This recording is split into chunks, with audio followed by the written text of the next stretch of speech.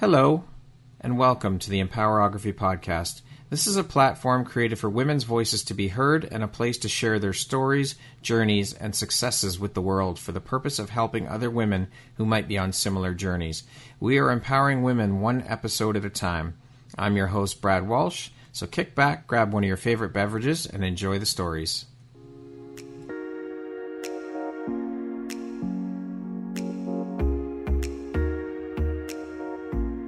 The world needs to hear your message and your story, so don't deny the world of that gift within you that the universe has given you. Someone out there needs to hear your story because it will support them in feeling hope, inspired, and even transformed. Do you want to discover how I help get my clients out of their own way, show up, and confidently share their message? I would love to extend an invitation to you to join me in my free masterclass, Start Your Own Podcast from Idea to Implementation, on Wednesday, April 5th at 1 p.m. Eastern.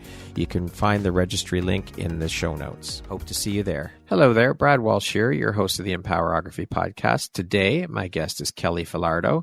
She is a best-selling author strategist, a two-time TEDx speaker, and an international best-selling author. Welcome, Kelly. I am so happy to have you here, and I cannot wait to jump in. How are you doing today? I'm so excited to be with you, Brad. So I'm doing great. Excellent. Thank you so much for taking and making the time to be here with me today. Like I said, I'm very excited to have you here and really looking forward to jumping in and sharing about your story and your journey. So with that being said, let's get started. I'm going to add a couple of things here to your resume. You are also Fierce Woman of the Year. You're a 7-time international best-selling author. You are the recipient of the Queen Elizabeth Diamond Jubilee Medal, a YWCA Woman of Distinction, and a 2022 Entrepreneur of the Year nominee. Kelly, that is one hell of an extensive and impressive resume. How long have you been a best-selling author strategist, Kelly? Oh boy, when did I write my first book? I think it was in 2010. Okay. That would be, 13 years ago? Yeah. Isn't that crazy when you think about it? 13 years ago. I know. It was funny. I was on some sort of speaker website and it said that I've been a speaker for 14 years. And I'm like, what? It happened so fast. It just seemed like just yesterday when I started. And yeah, it's been 14 years already. And I never thought I would get to that point where it's been that long. Yeah, time flies for sure. I didn't even know there was such a career path as a best-selling author strategist. Can you talk a little bit about the work you do as a best-selling author strategist and how you ended up on this path? You bet. Oh, where to start? I don't know where to start. Basically, when I wrote my first book 14 years ago or 13 years ago, I don't know.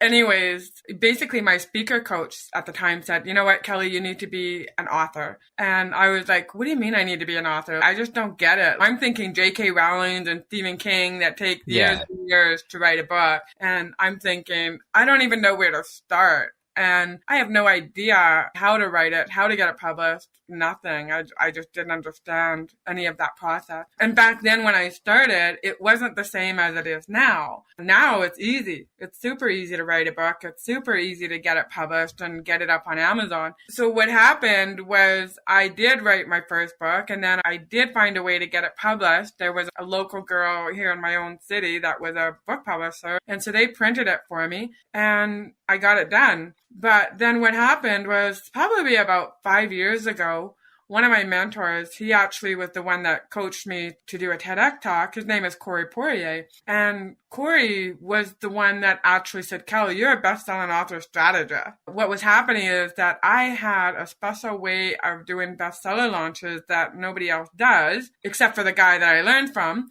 And it was different than how everybody else does it. And every time I do it, I get people onto the bestseller list. So I have a 100% success rate in getting there. And that's when Corey said, Kel, you're a best-selling author strategist. So I took on that title and said, yeah, you're right. I am. So that's how it all started. Excellent.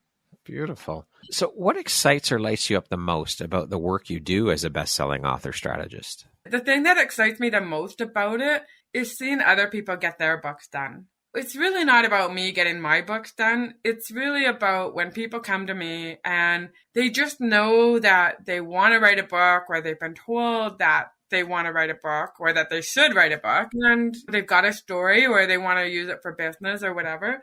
So they come to me and say, I don't know where to start. And Basically, I hold their hand and I help them develop the outline, figure out what kind of book to write, and away we go. And it's just so much fun when I see that they make the bestseller list. And it just makes me so proud because every time I make that phone call and I say, guess what? You're on the bestseller list, because I'm the one that's monitoring it because they don't know what to look for. And then they're like, oh my gosh, how did that happen? And I always say, you listened to what I said to do and you did it, and now it works. So you're an international best-selling author. So it gives me a lot of great satisfaction and pride knowing that every time I do it with a client, it works. Yeah, for sure. There's a lot of credibility when you become an author. That's a huge feather in your cap, and it goes a long way. It looks great on a resume. It helps grow and build your brand. It gives you credibility, all of the things. Yeah, I totally agree. And it gives people confidence when they see that resume of 100% success rate, and I've helped over 500 people. They're like, oh my gosh, I guess she knows her stuff. Yeah, this woman knows what the hell she's doing. That's right. On the flip side of that, Kelly, what would you say is one of the most challenging parts about the work that you do? Oh boy, that's a great question, Brad. I think one of the most challenging parts of what I do is when I run across people who are not very technical and they don't know how to type, or they don't know how to get their book into a Word document. That can be some of the most challenging parts of it, because there's a lot of the older generation that just doesn't want to embrace technology, and they don't know how easy it can be. And so sometimes they get stuck in their own ways. And so it makes it challenging for me. And so how do you help them through that then? What is your process for helping them through that when they do get stuck? Because we are so often our own worst enemy. We are our biggest hurdles. We are. And basically it just means jumping on Zoom and sharing the screen and then just getting them started. And once I give them a clear plan of what to write, then they're like, oh, okay, I can do that. Yeah, I can do that. So this is what you're going to do for chapter 1. This is what you're going to do for chapter 2. And here's the formula that you're going to use. And Right. When they grab onto that, then they're like, okay, it doesn't have to be hard. You take them right through. When you say hand-holding, you really mean hand-holding. Like you take them right from the very beginning of crafting their story, getting it written, right through to getting it published and helping them get on the bestsellers list. Like Absolutely. it's a one-stop shop. Yeah, absolutely. I've got one client that I'm working with right now, and that's exactly what we're doing. And he even like to put his book up on Amazon. We jump on Zoom, and then we have problems. We had problems with the cover. So I told him exactly what to type to give to his designer, so his designer would know exactly what we need. And then I said, okay, phone me back when you've got all that, and then we'll jump back on. And let me know when Amazon approves your book, or if there's any errors, let me know what they are, so we can actually, get it done. So I'm actually waiting to hear from him, because we should know if Amazon approves his book or not. Incredible. I want to speak a little bit about you being a 7-time international best-selling author.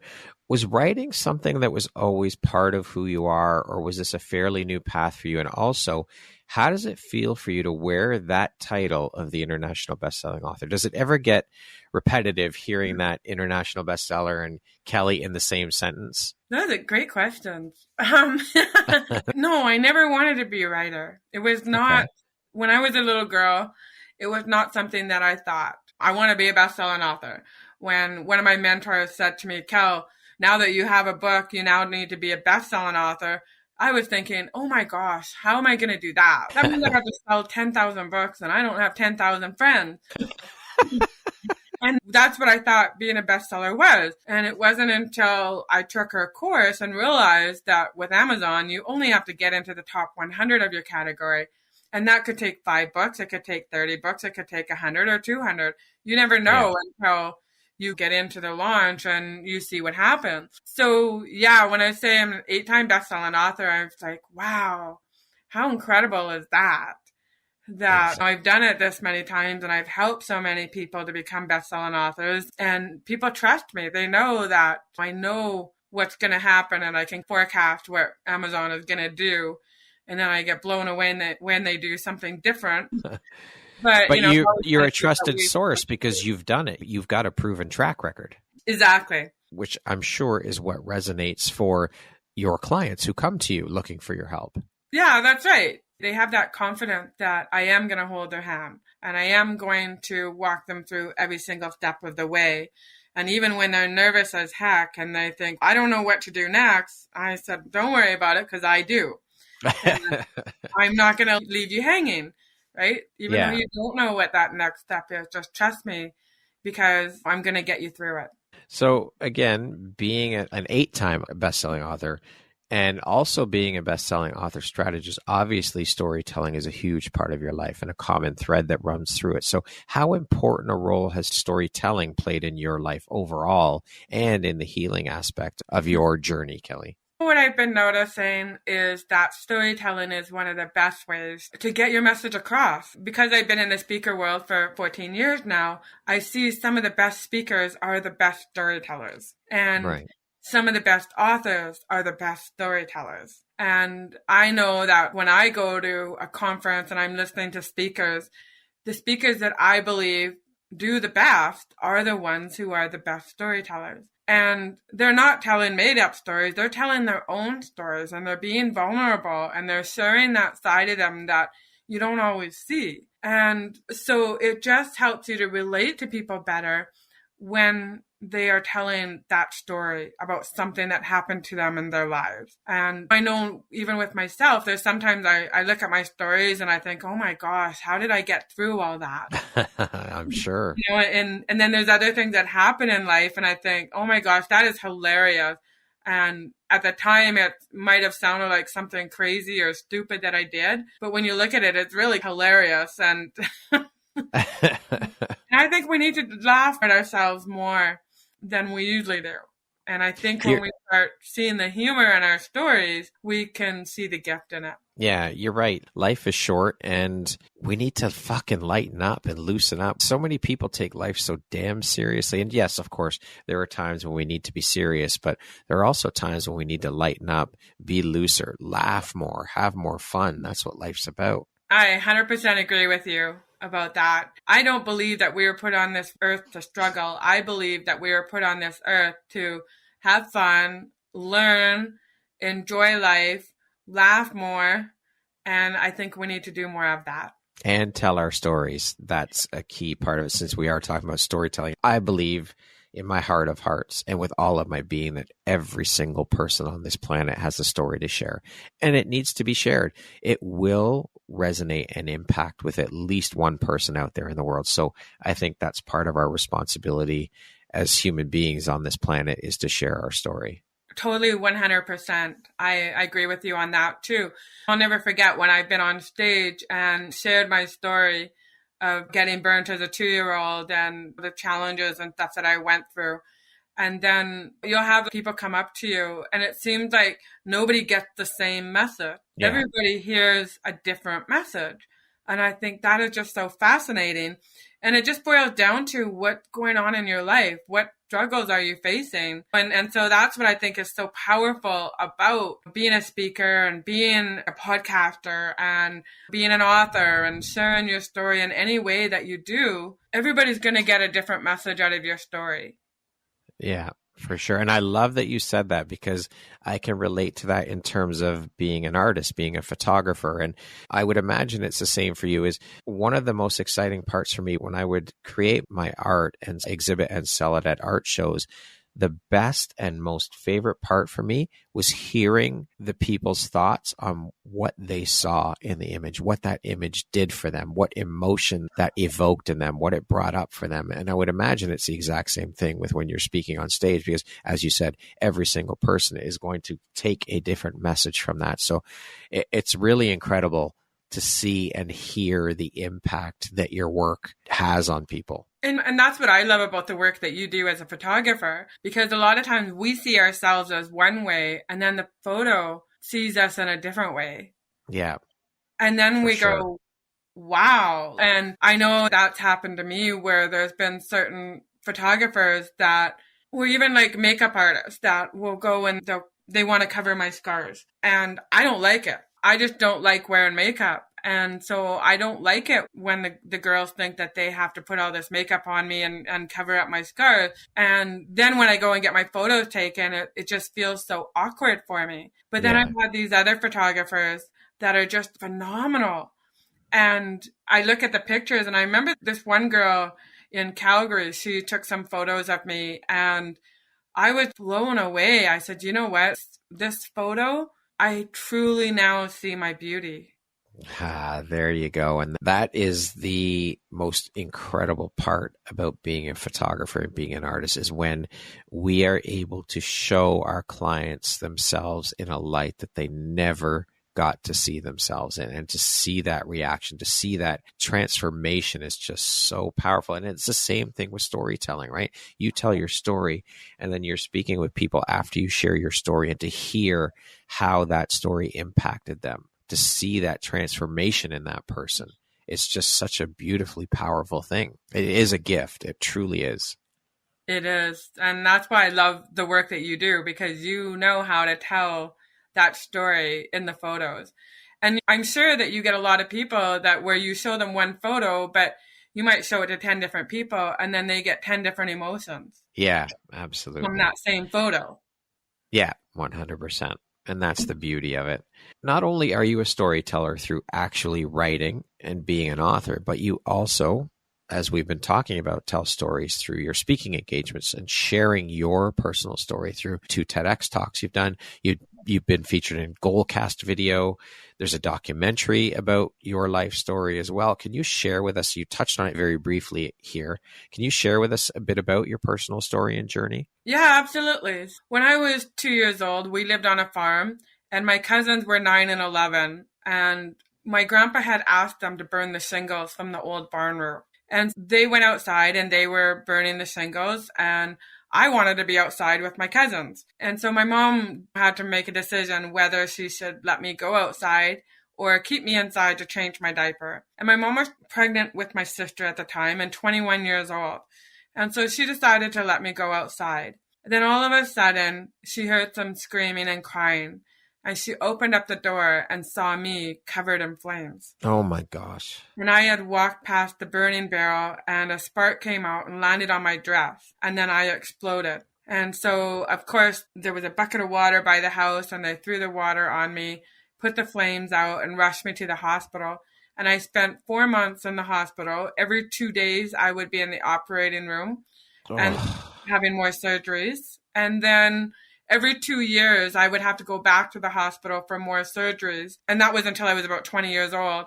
And that was because they needed me to grow taller so that I would have more skin for them to work with so that they could do skin grafts on me. Jesus. Now, I know through hearing your talks, kids can be so cruel and mean with their words. And you and I both know, as storytellers, words have such power. They have the power to hurt, the power to heal, the power to evoke so many different emotions. And I know that you went through it and, of course, dealt with a lot of bullying and teasing because of your appearance as a result of what your experience was, what your journey was. So what I would love to know, first of all, what helped you get through the bullying and the teasing, and how did you overcome that? Oh, great question.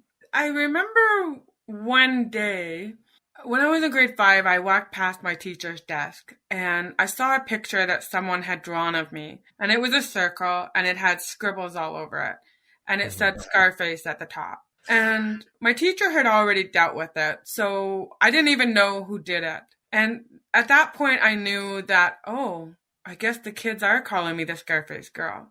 And because I was half deaf, I didn't hear a lot of it. So I honestly think that my ears getting burnt and losing more than half of my hearing, I really believe that was a protection thing for me. And I think that really helped me to not hear a lot of what was going on. And so when you asked me, how did I get through it? When I was a child, I was actually rude back to people. So you're standing up for yourself. Yeah, like exactly. And people would say, what happened to you? And I would say, nothing. What happened to you? And I came up with cute little things like that. Just like, people. But I think over the years, I really learned to tune it out. And I really learned not to notice that people were staring at me. And it's funny because when I go with people who have never walked down the street with me, they're the ones who notice people staring at me more than I do.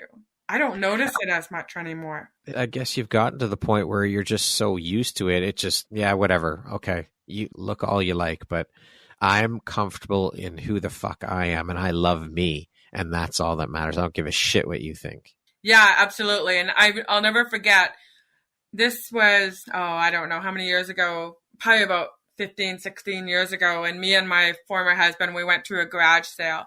And there was an older lady there. And she says to me, they couldn't do better than that. And whoa. I know. And I was shocked. And I was so devastated. And I thought to myself, what do I say to this lady? She doesn't deserve nice Kelly. And I am not mean Kelly anymore. So how do I handle this? And I looked at her and I said, I happen to think I look pretty damn good. And I turned around and walked away. And me and my husband went back into the car and he said, Kel, she didn't mean it that way. And I said, she meant it how she said it. And I was devastated. And I was thinking, what the heck? This lady doesn't even know me, doesn't know about the 40 surgeries that I've had to try and feel beautiful. And she doesn't know about all the skin grafts that I've gone through and that I got burnt as a 2-year-old. And she has no idea. And I thought, why am I letting a complete stranger take my power away? Not once have my kids or my family or friends ever said to me, Mom or Cal, I would love you more if you were scarless. Not once have the people who mattered in my life ever told me that I needed to be scarless in order to be beautiful or in order to be loved by them. And here I was letting a complete stranger take my power away. And I thought, that's it. I'm done with people making me feel crappy about myself because they think I'm not perfect or they think I'm not beautiful. And I'll never forget, shortly after that, I don't remember how long after that, but I read a blog by Danielle Laporte, and it gave me a list of everything to give yourself permission to do. And one of the things that it gave me permission to do was to love myself. And so I thought, okay, how do I do that? Because when I would look in the mirror as a teenager or even a young adult, you know how, Brad, people say, go in the mirror and just tell yourself how beautiful you are. And if you do it enough times, you will eventually believe it. Yeah. Right? Mirror work. Yeah. It's called mirror work, right? Mirror work. And I was like, every time I looked in the mirror, that voice would say to me, yuck, there's no way you're beautiful because beautiful girls don't have scars on their body and don't have scars on their face. You are not beautiful. And so I thought, I have to change this dialogue. How am I going to do this? And so one day, I made sure the kids were gone. I made sure my husband was gone. And I locked the bedroom door. And I went in my bathroom, locked that door too. And I said, okay. And instead of saying, I am beautiful, I said, I happen to love my big, beautiful green eyes. And I didn't hear that voice because it's true. I actually believe I have big, beautiful eyes. So I didn't hear that negative voice say anything back to me. And then I looked at my nose. And I said, oh my gosh, I happen to love my cute little nose. And again, I didn't hear that negative voice. And then I looked at my ear, and my ear is not a normal ear. It's burnt, and it doesn't have the tip on it. And it's an ugly little deformed ear. Some people would say that. And I said, oh my gosh, I love my cute little ear. It makes me special. It makes me different. It makes me unique. And then I looked at myself one more time. And this time I was wearing my favorite jeans. And I turned around and I looked at my butt and I said, oh my gosh, I happen to love my cute little hot ass. And you know what? I wasn't bragging about myself. I was learning to embrace myself. And so the next time I went in the mirror, I didn't see everything that was ugly about me. My scars blended in, and I started to see everything I loved about me. And that's when I knew that I didn't have to be scarless. I didn't have to be perfect. I didn't have to be flawless. I just had to love all the good things that I loved about me. And that was when I learned to love myself. Wow. Kelly, can I just say, you are an incredibly beautiful human being and so inspirational. What you just shared there is so powerful. That can help so many other people who maybe not have the same situation as you where they're scarred or have been burnt or whatever, but just who are struggling with who they are, that not loving themselves. That was so beautiful what you shared. And it just speaks volumes as to how incredibly resilient, strong, and courageous you are. And what a beautiful human being, woman, and soul you are. Honestly, Kelly, that I just fell in love with you. That is just so amazing. Thank you for sharing. That is thank you beautiful. So much, Dad. Thank you. That is so powerful, truly, from the bottom of my heart. Just amazing how you were able to do that and face that and overcome it. And thank you for sharing that. Oh, I love it. Thank you so much. As women, and I know men do this too, but because I'm a woman, I relate to this more from the woman's perspective. There was so many times when I'd walk into a room full of women and I would compare myself and I would say, oh, I'm not as beautiful as her. Look how gorgeous she is. She's just so well put together and that dress just looks phenomenal on her and her hair is perfect and she's skinny and she's flawless. And all I was doing was also putting myself down. Yeah. And I can promise you that when you go and you ask that woman and you tell her, oh my gosh, you are perfect. You are the epitome of women. She's going to tell you at least 5 things that are wrong with her. Yeah. There's no woman out there that thinks that they are the absolute most perfect woman. No, they may portray that on the outside as appearances, but when you get into a conversation and really dig in, you're right. And I think it is especially true for women because of, let's start with how the media portrays beauty and perfection and all of these things. And women are supposed to look a certain way, and there is no such thing as perfection. And beauty is more than just skin deep. It's so much more than that, than appearances. Yeah, absolutely. And I'm sure you've seen that in your own photography business. Yeah. Where some woman, she doesn't think she's very beautiful, and yet you go and you take photos of her and there's this incredible beauty about her that she just doesn't see. Yeah, and absolutely. Then there's the most incredibly beautiful women that you take photos of her and she's, I don't know, I don't think that I'm that beautiful. Yeah, exactly. And other everyone. People just, oh my gosh, like you are one of the most beautiful women in the world. And like, yeah, I don't think so. Yep, you're right. Very true. And that's one of the gifts as a photographer that I get, is to see that transformation and to see that smile on a client's face when you show them those images. And it truly is a gift. And I am honored to have that opportunity to share in this kind of experience of transformation with my clients. It's one of the most beautiful things in the world to witness transformation. I get to see that unfold right before my very eyes in every single session. Yeah, I think it's just beautiful being able to witness that transformation when they actually see their true beauty. Yeah. And I just think it's a beautiful thing. I'll never forget when Allison in Calgary took those photos of me and I was like, wow, because I hate getting my photo taken. And most women do. Exactly. And when I've had other photographers take photos of me and I was like, I don't know, I don't really see that it's a good picture.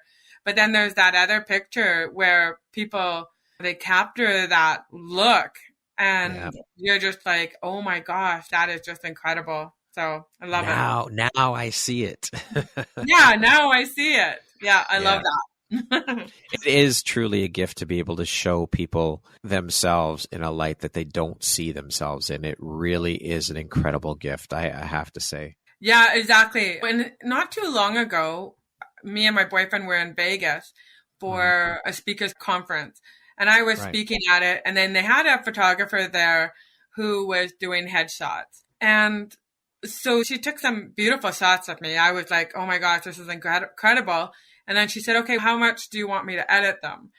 And I knew what she was asking. She was asking, do you want me to cover your scars? And I always say to them, look, don't bother covering my scars. I don't need my scars covered. So and they're part of who you are. That's part of you. That's part of your story. That's part of your journey. And that's part of you. Exactly. And as a child or a young adult, like when I was like 18, 19, 20, yeah, I probably would have wanted her to Photoshop my photos and take my scars away, because I was going through a phase where I wanted to know what would I look like without scars. But now, to me, it just doesn't matter whether the scars are there or not. I love it. So I don't need my scars covered in order to see who I am. Beautiful, Kelly. Again, I love this. I love this conversation. It's so important to talk about this stuff and the self-love and all of these things. And as a photographer, I don't edit images very much. I'm very light-handed with the editing, because I think that why would I touch up and change or alter these images drastically? Because that's taking away who that person is. I want the women to see who they truly are. So unless someone specifically asks me to remove things like scars, or I've had women ask me to liquefy, so basically digitally tummy tuck and things like that, and I hate doing it. I will only do it if I'm asked. I never ever touch up any of that stuff, because that's who that person is. That's part of them. So why would I alter it? Then I'm altering them, and the images don't look like them. They're not truly, authentically portraying who they are. Yeah. It was interesting. I had one photographer, she said to me, Kelly, can I do an experiment on you? And this was probably 10 years ago or so. And I said, sure, what have we got in mind? She goes, you know what? Because she used to be a fashion photographer. And she said, I would love to take your photo and then touch it up to the way that the magazines would want you to look, and take off your scars and all this stuff. And I was like, okay, I'd love to see that. And so she did this photo, and I was like, oh my gosh, that's me. And so I put it on Facebook, and I had the before and after pictures. And people said, oh my gosh, Kelly, we hate that, Kelly. We don't want to see that, Kelly. Don't you ever do that. And it was just so funny, because I just thought, this is just crazy. And then she got a lot of backlash as a photographer for doing that. Well, because she altered who you are. And I know it was only an experiment between the two of you, but the others didn't know that, right? Yeah. And so it was fascinating to do that. But it was weird, because I looked at the picture and I said, oh my gosh, that doesn't even look like me. It's a powerful experiment, though, for sure. And especially to hear the other people's thoughts and opinions of the images and the difference. So thank you for sharing that, Kelly. Oh, you're very welcome. So what was the biggest or most valuable takeaway or lesson for you then from all of these experiences, through the bullying, through what you went through in your journey and your story and where you are now? What has been the biggest or most valuable takeaway for you? Oh my gosh, you're really making me think, Brad. I love it. That's what I love to do. That's part of my job.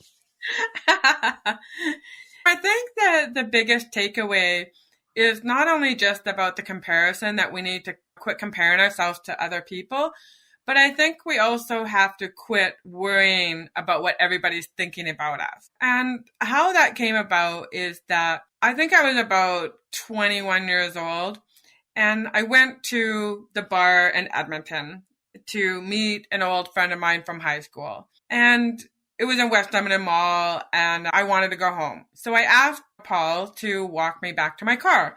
And he said, yeah, absolutely, Cal, I'll walk you back to your car, because it was late at night and I didn't want to walk alone, and it was a long walk back to my car. So we're walking, and we see this guy coming towards us, and he's staring at me, and I'm upset.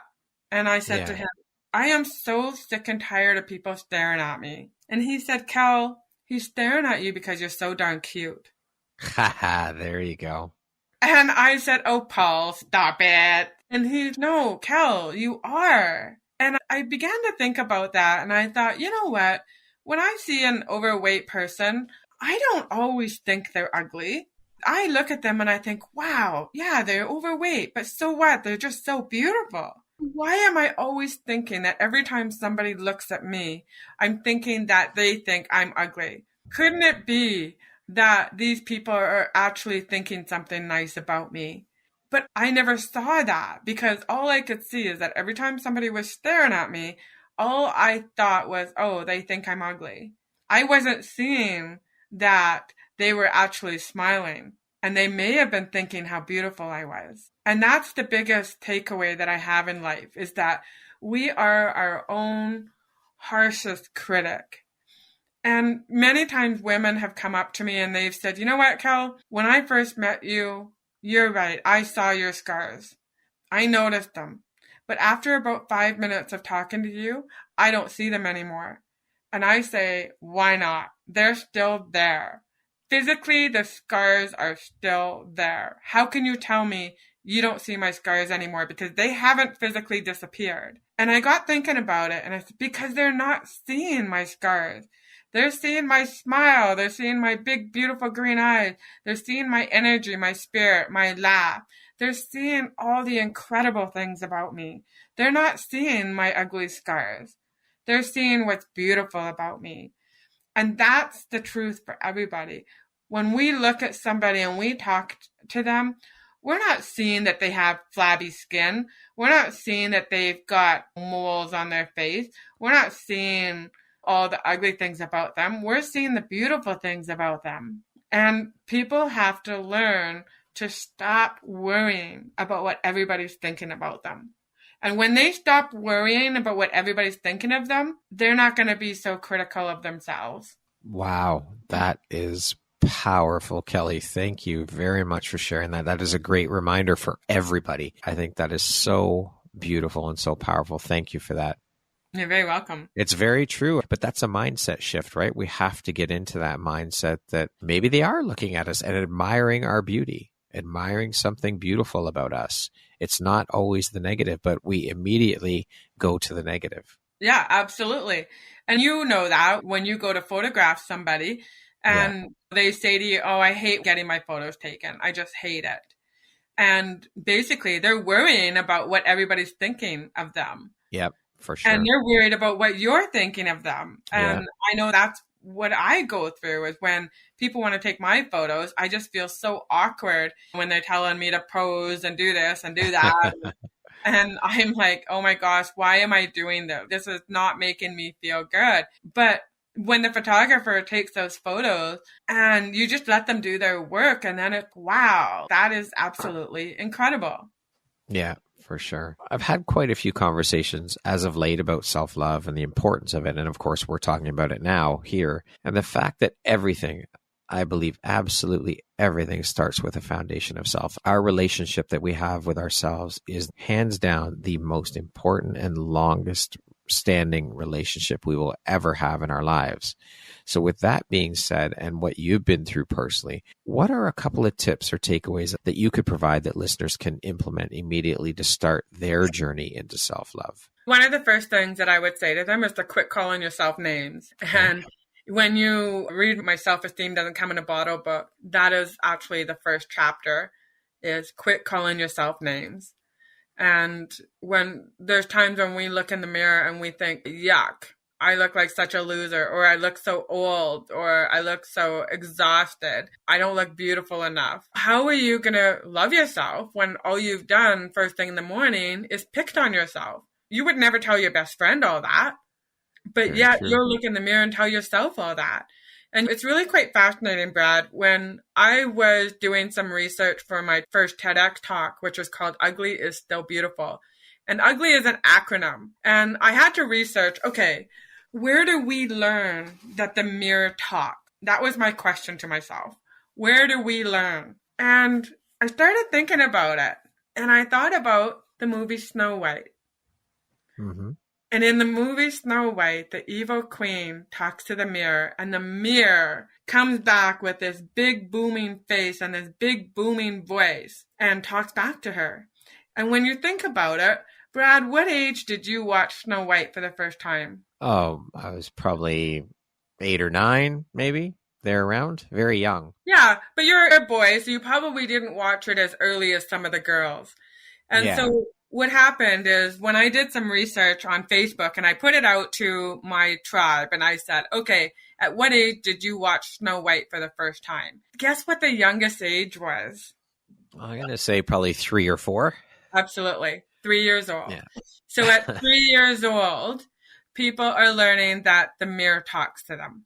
And so when you think about that at 3 years old, we watch Snow White and we see this evil queen talking and the mirror talks back. What do you think we're teaching our kids? We're teaching our kids that the mirror talks.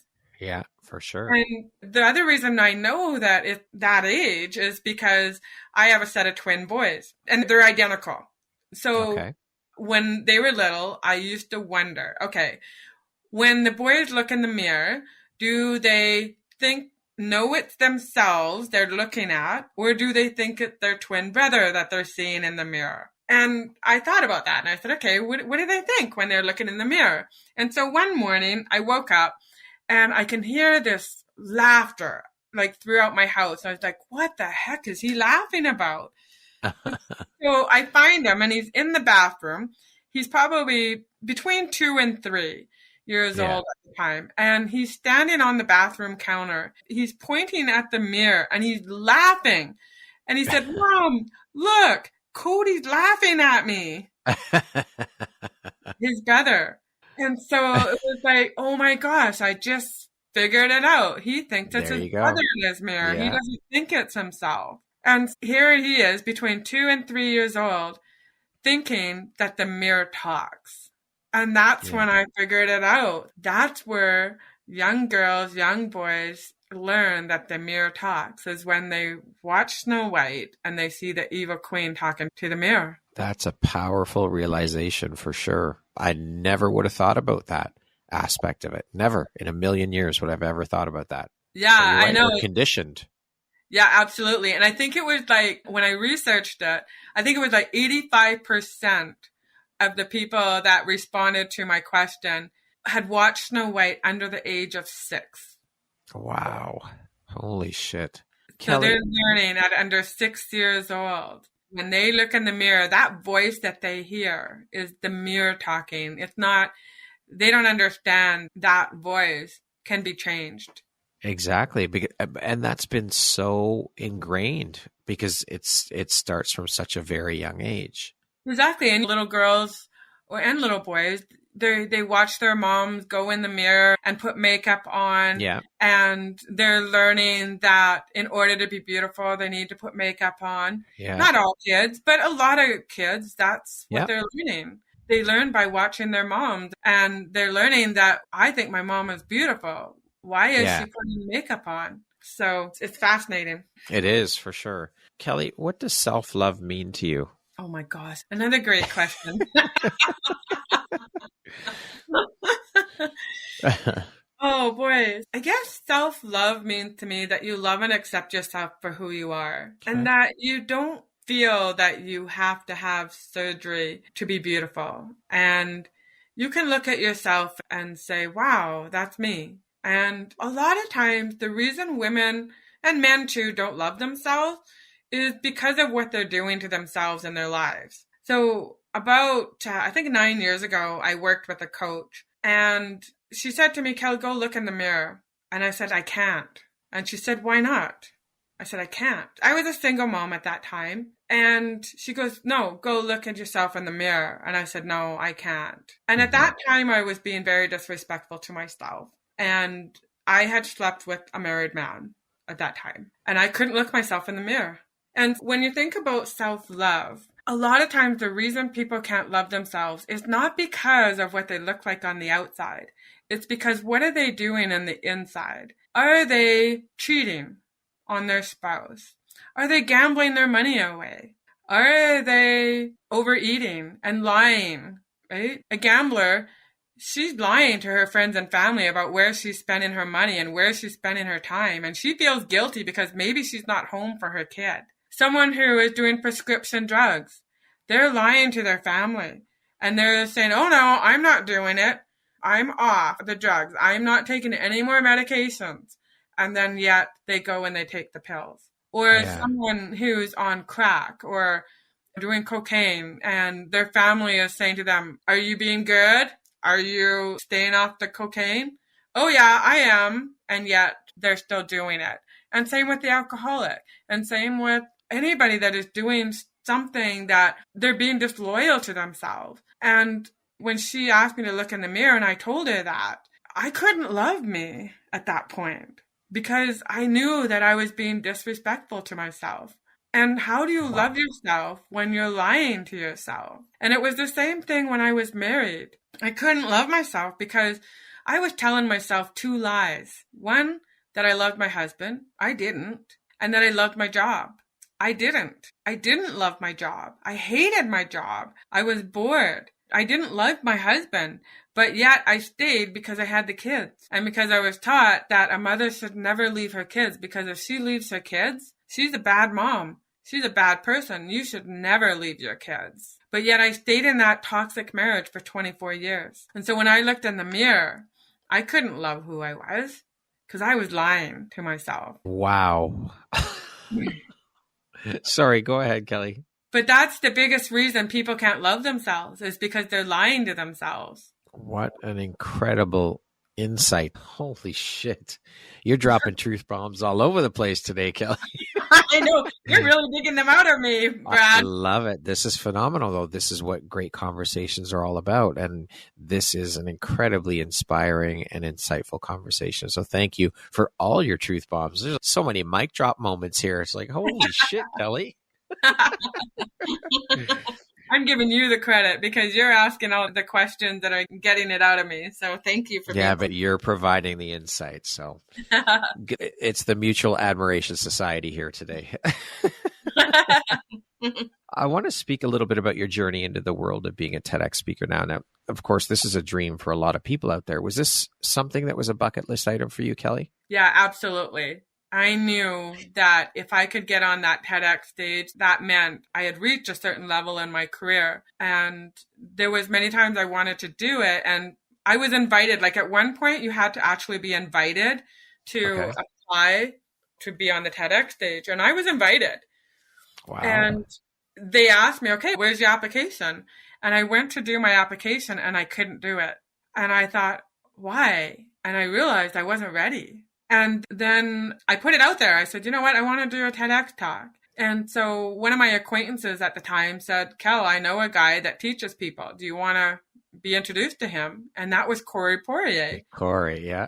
And I said, yeah, absolutely. I want to be introduced to him. So I signed up for his program.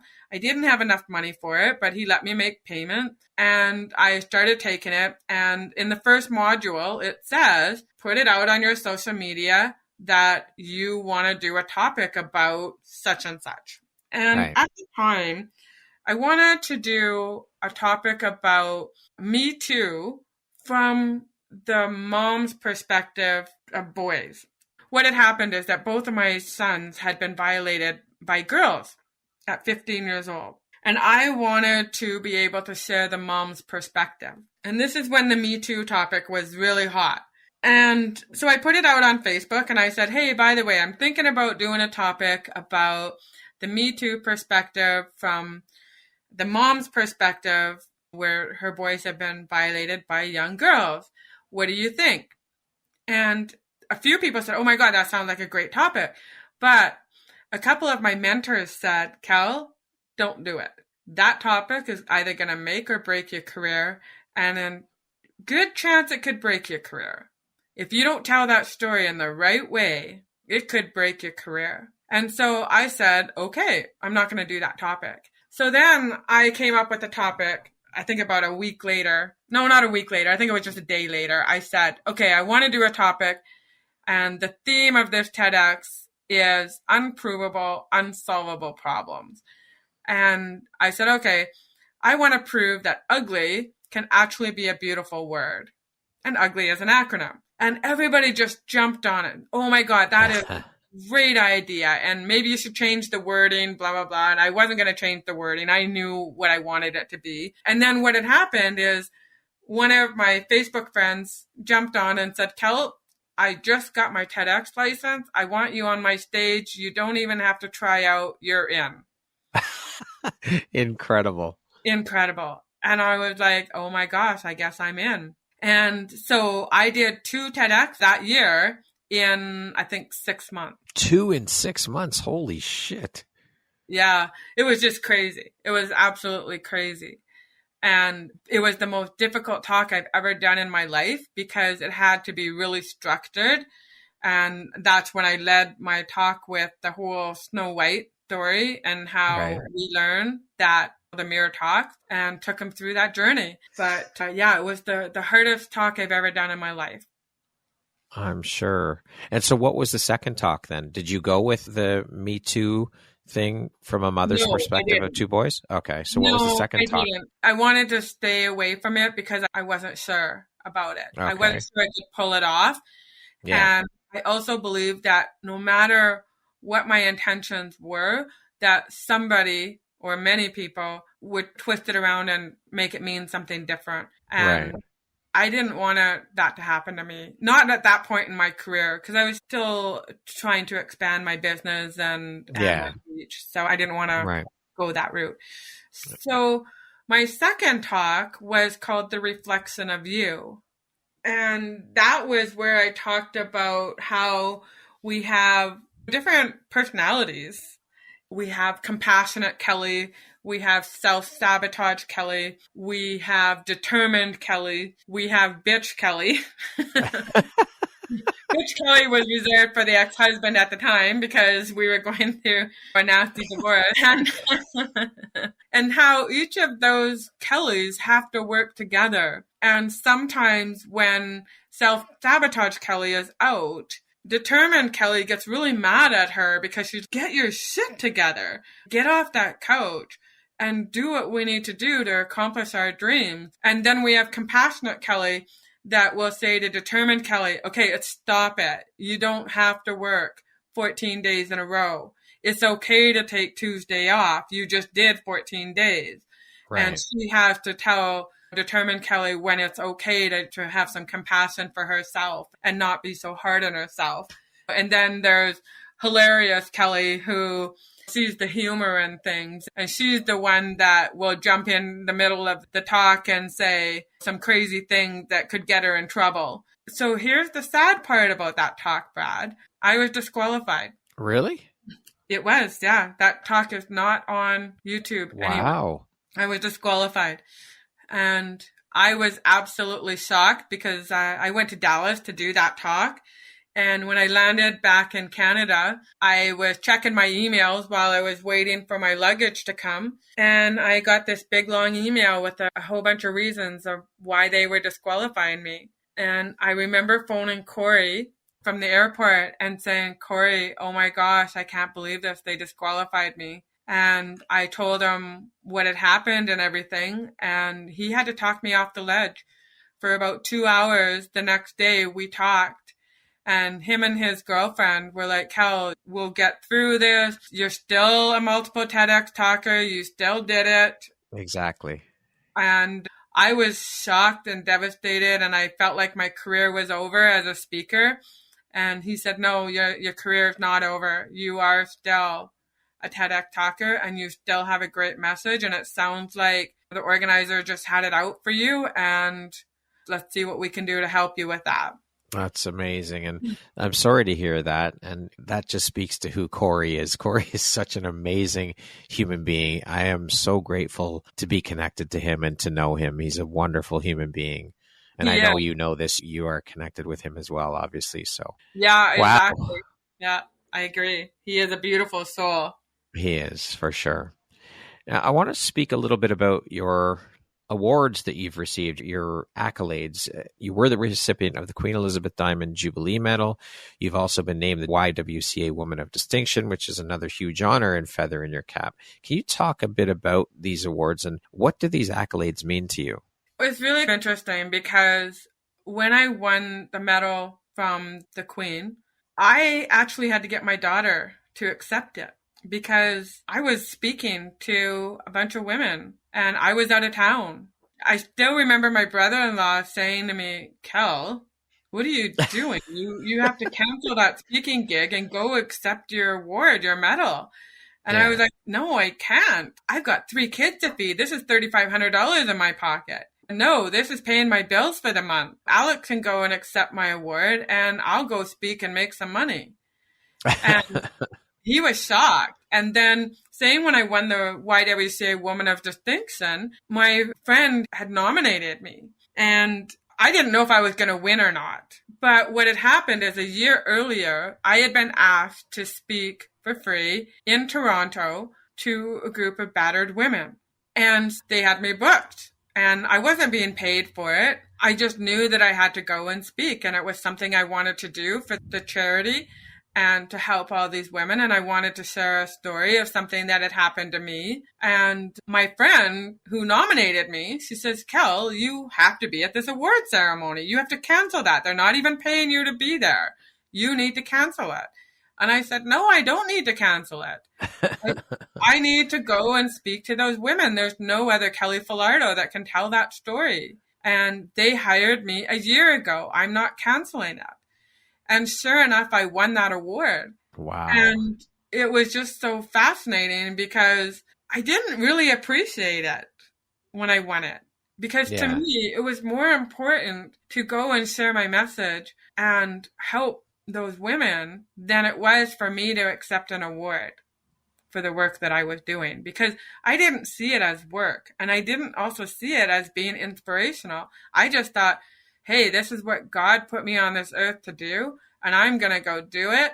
And especially when there was also money involved, I'm like, yeah, this is my bread and butter. I'm a single mom with 3 kids. I'm bringing that check home, because if I cancel on them, I'm going to be the one in trouble. My speaking bureau that hired me is going to be mad at me. And when they want me there, there's nobody else that has my story. Yeah, so, very true. Yeah, so I found it really fascinating. And I'll never forget my best friend at the time phoning me and saying, so Kel, what does it feel like to win these awards? And I said, it was actually more important for me to be in Toronto speaking to those battered women. That speaks volumes. That speaks huge volumes. And she was right. It felt better for me to go and speak than it did for me to accept an award for myself. The mission and the message is more important. The awards, you will undoubtedly get more awards. And like you said, if you canceled the speaking gigs, that reflects poorly upon you, and who knows how that will affect your speaking career. So there you go. Kelly, what do you think your unique skill set or superpower is that's helped you become successful? Oh my goodness. My superpower is to never quit. Love it. And there was so many times that I wanted to quit, and I'll never forget, I think it was about 9 years ago, probably 10. Anyways, when I wanted to leave my marriage, my husband said I couldn't leave unless I gave him the house and the kids. And I said, okay. And I didn't want the house because I couldn't afford it. And I moved in with my aunt and uncle, and I still saw the kids every day, because every day at 30, he would go to work and I would go to the house to get the kids off to school, and I'd be there for when they got home. And then what happened was 2 years later, my family all said, Kel, you need to get your own place. You can't live in your aunt's basement anymore. And we didn't have Wi-Fi. And of course, the kids need Wi-Fi and all this stuff. And every day I'd be in Starbucks working away on my speaking career and writing books and all that. And so I finally got my own place. And then my husband started the divorce proceedings, and the custody changed. And I only got to see my kids every second week for 1 week at a time. We did 1 week on, 1 week off. And then one of my dear friends committed suicide. And then I got into a car accident with a guy that I worked with. And then I had no speaking gigs. And I was like, oh my gosh, how am I going to make money? And so I had to take a part-time job. And I had no money. My credit cards were maxed. And I was like, oh my gosh, what am I going to do? And I remember sitting on the floor at the end of my bed, and I had my iPad, and I was Googling how to end my life. Wow. And I had 3 conditions. One was my kids couldn't be the ones to find me, because I felt if they found me, that would just ruin their lives, and they would blame themselves for me committing suicide. And then I thought it had to also be painless. I didn't want to feel any pain if I was going to do it. And then the third thing was it had to be final. And the reason it had to be final is because I know of people who, how they get burnt is by pouring gasoline on themselves and lighting themselves on fire, and then they live. And now they not only have those mental issues to deal with, they also have physical issues to deal with. Right. And so it had to be final. There was no way that I would want to live through it or live through more heartache. And I got thinking about it, and I thought, oh my gosh, my mom would blame herself for me ending my life. My mom would think she didn't do enough.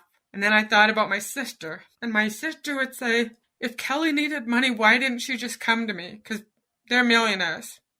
We could Right. have given her whatever money she needed. My ex-husband, he would have blamed himself, and he would have said, if only I didn't have that fight with her last night, maybe she'd still be alive.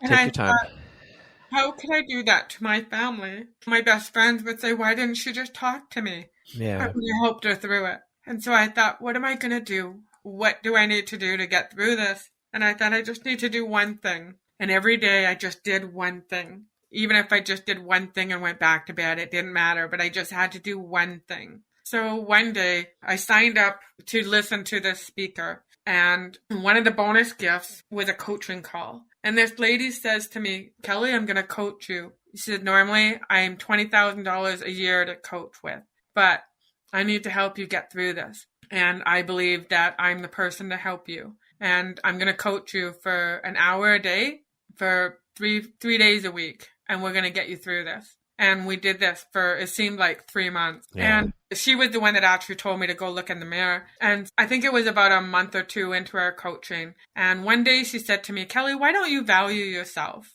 And I said, what do you mean? I value myself. I'm a speaker, right? Like my ego spoke out. And I said, I'm a speaker, and I go to schools and I teach people how to value, how to love who they are, and to stop bullying and teasing each other. And I speak to women, and I encourage them to learn how to love who they are and stop worrying about what everybody's thinking of them and comparing themselves to others. I value myself. And she said, no, you don't. She said, I think the reason you don't value yourself is because you're not making the money you want to make. And oh my gosh, that question hit me right to my core, because she was right. I had set a goal 3 years in a row to make a 6-figure income, and I hadn't met that goal. And she said, Kelly, don't call me back until you know what value is. And I said, what do you mean? If value is not money, what is value? Because in my family, I'm the only one of my siblings that isn't a millionaire. And I'm the oldest. Yeah. And I was taught the oldest is the one who's supposed to look after all the younger siblings. It's not the younger siblings that are supposed to look after me. It's the oldest is supposed to look after the younger ones. And so I was feeling horrible that my sister was having to look after me. And so I wrote down, and I thought about it. I thought, what is value? And I wrote down pages and pages of all these things I had done. Like I had been to Africa, and my book is being used to teach kids in Africa about self-esteem. I reconnected a high school buddy to his family. They thought he was dead because he was an alcoholic, and they hadn't seen him in 23 years. And I taught a friend of mine, one of my co-authors, how to become a best-selling author. And now he was writing books, and he was coaching people to write books. And now all these people are getting their stories out there. And I wrote all these things down, and I wrote it in third person, and I emailed it to my coach. And then I read it the next day. And I said to myself, who is this chick? I've got to know her. And that chick was me. But I didn't see any value in myself until I read that list. And then I got on a call with my coach, and she said, I think you finally get it. Your value is not in how much money you make or don't make. Your value is in your acts of service and the things that you do to help other people. And that's where your value is. What a powerful story. And thank you so much, Kelly, for your vulnerability and for sharing all of that. That was incredibly beautiful and so raw and real and authentic. So thank you for that, Kelly. Oh, you're very welcome. What does the word empowerment mean to you? Empower? Empowerment. Empowerment. Another excellent question, of course, Brad. You are really making me think today. And I love it, because that's one of the reasons that I actually love doing podcast interviews, is because I never know what people are going to surprise me with. And I know you sent me some questions, but I glanced over them and got back to work. So I think empowerment means to me is learning to love who you are and seeing your value in yourself, and also seeing value in other people and sharing those gifts. So many times we will see our life as full of tragedy. Yeah. And we'll see all the things that we do wrong or did wrong. And we look back at our lives and we think about all the decisions we made that were wrong and that maybe we could have changed. And then we think, what are you going to do? There's nothing we can do. We can't change the past. And so empowerment means to me is that we take those decisions and we take those lessons or life situations that we have and we see the lessons in them. Yeah. And the reason this means so much to me is because I'm actually going through this with my son. And my son is living in the past and he's pointing out all the things I did wrong as a mom. And he's living in the past. And so I wrote him a letter, and it's actually one of the reasons that I didn't get up until half an hour before our interview because I was up till like 4 a.m. writing a 7-page letter to him. And I pointed out all the lessons that I was hoping he would have learned about some of the things that I did or that he did. Because what happens is that a lot of times we get into that pity party about ourselves and we see all the things we did wrong. And I have this one of my best friends, and I'll never forget when I was signing my divorce papers and I came home and I was crying my eyes out, and I cried for about a day and a half. And so my best friend said to me, "Are you ready to get out of your poopy diaper?" And I was like, "What?" And she said, "Do you want to stay in your poopy diaper or do you want to get out of it?" And I said, "I think I'm ready to finally get out of it." Because there's times when it's like you're feeling sorry for yourself and you're just like, I don't want to get out of my poopy diaper. I want to cry and I want to feel sorry for myself. And she's, "Okay, Kelly, let's get you out of your poopy diaper." And she asked me some questions, and she asked me 6 questions.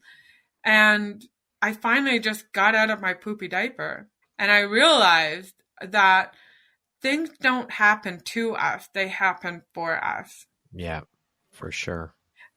And it's an important realization. It is. And that to me is empowerment. Love it. That is when we see ourselves in a whole different way and we take personal responsibility and personal accountability for our actions and what we've done. And we see where we could have improved ourselves and done better. And then I also believe empowerment is when we celebrate other people and we celebrate their accomplishments. And like, for example, even last night, I was scrolling around on Facebook and I saw one of my competitors who lives 3 hours away from me, and she's launching a new program. And I was like, wow, good on her. That's awesome. I love that that's what she's doing. And her and I have talked about what we do, and we both do very similar things. But we also know that there's room for both of us, and there's enough money in this world for both of us. And there's a spot in this world for both of us. And we don't need to be angry competitors at each other. We can be friendly competitors. Yeah, for sure. Right?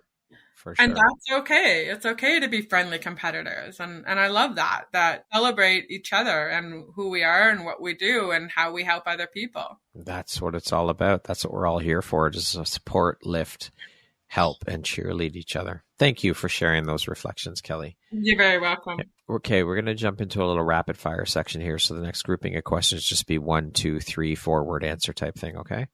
Okay. If you could teach the world one thing, what would it be? Just love themselves. What's one thing you want but cannot buy with money? Memories. How would you describe yourself in one word? An overcomer. What is your favorite self-care practice? My favorite self-care practice? Yeah. I don't know.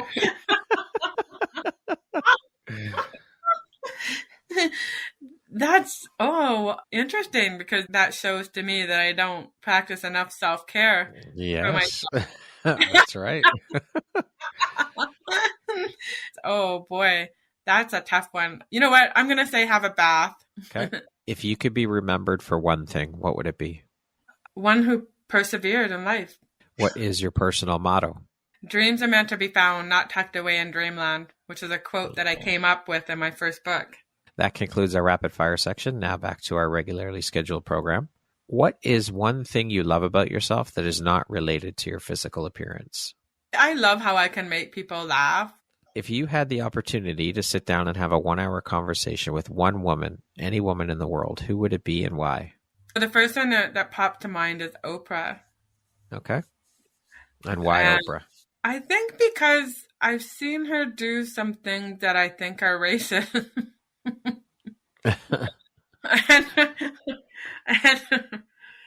and I'd love to ask her why she did what she did.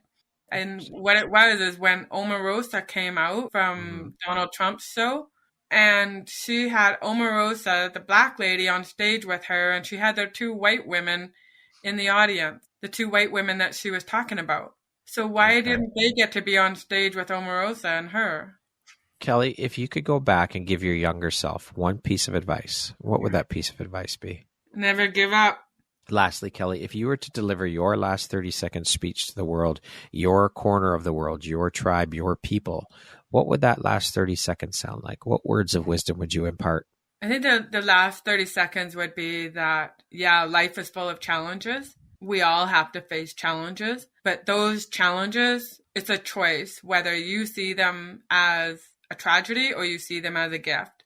And you have a choice, whether you want to see your life as full of doom and gloom or whether you want to see your life as full of possibilities. And I want to see my life as full of possibilities. And we can just let go of the doom and gloom. Yeah, there's going to be doom and gloom in their life, but what else is there?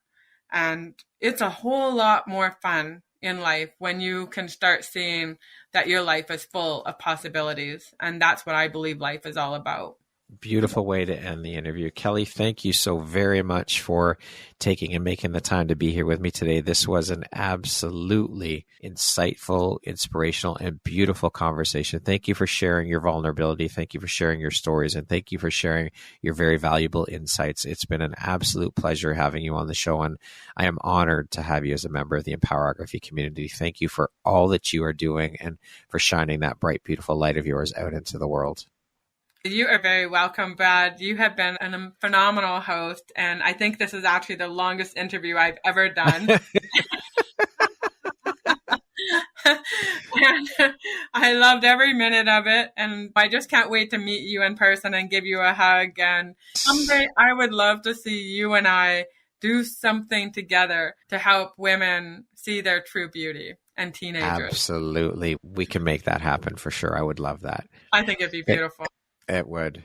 Kelly, thank you so much. I hope you have an amazing rest of the day. Thank you for being here today. Once again, this is Brad Walsh, host of your Empowerography Podcast. Today, my guest has been Kelly Falardeau. She is a best-selling author strategist, a 2-time TEDx speaker, an 8-time international best-selling author, and the recipient of the Queen Elizabeth Diamond Jubilee Medal and a YWCA Woman of Distinction. Thank you so much, Kelly. I hope you have an amazing rest of the day. You're very welcome, Brad. Have a great day.